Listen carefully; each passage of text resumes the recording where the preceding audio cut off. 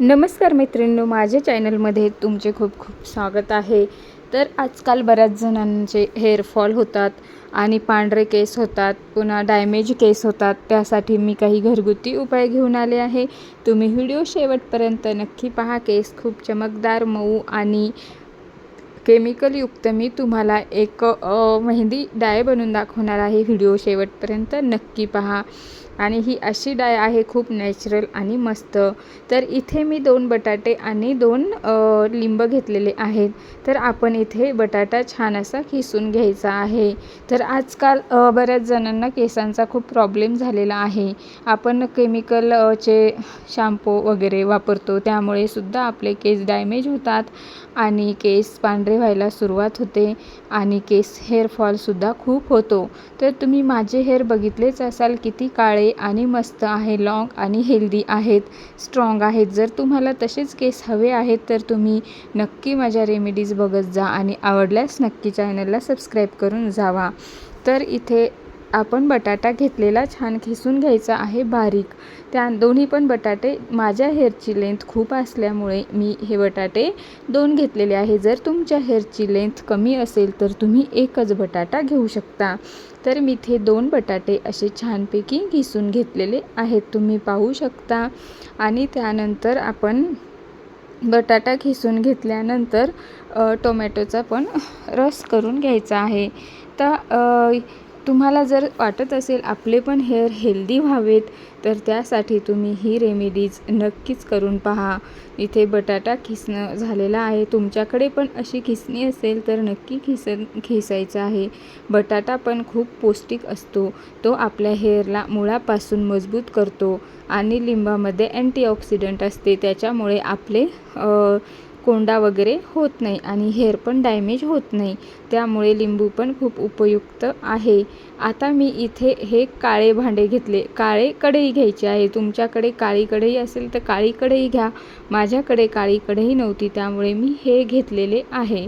तर ह्याच्यामध्ये आपण काय करायचे आहे, बटाट्याचा पूर्ण रस काढून घ्यायचा आहे, हाताने छान असे पिळून घ्यायचे आहे। आणि त्यानंतर आपण असे पाणी अजिबात वापरायचे नाही।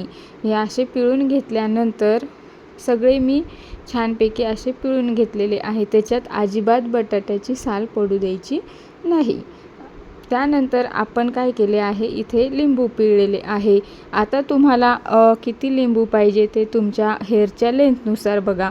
तर मी इथे एकच लिंबू घेतलेला आहे, माझ्या हेअरला 1 लिंबू बस होतो। आपण 2 सुद्धा घेऊ शकतो, पण मला त्याचा स्मेल आवडत नाही, त्याच्यामुळे मी एकच लिंबू घेतलेला आहे। आपण इथे लिंबू छानपैकी पिळून घेतल्यानंतर ते छान मिक्स करून घ्यायचे आहे, त्याचं छान असे बॅटर म्हणजे बनवून घ्यायचे आहे। त्यानंतर पाणी अजिबातही वापरू नका। त्यानंतर आपण इथे एक आवळा पावडर वापरलेली आहे। आवळा पावडर ही हेअरसाठी खूप चांगली असते, केसांना मुळापासून मजबूत करते, डॅमेज होत नाही आणि हेअरसुद्धा स्ट्रॉंग होतात, त्यामुळे आवळा पावडर ही खूप चांगली असते।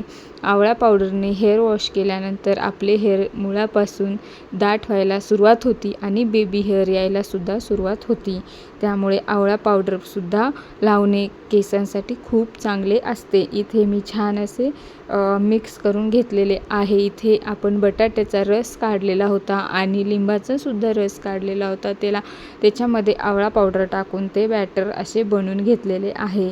आता ते बॅटर आपण काय करायचे आहे, प्लेटने झाकून ठेवायचे आहे। आपण त्याला 2 दिवस असेच ठेवून देऊयात।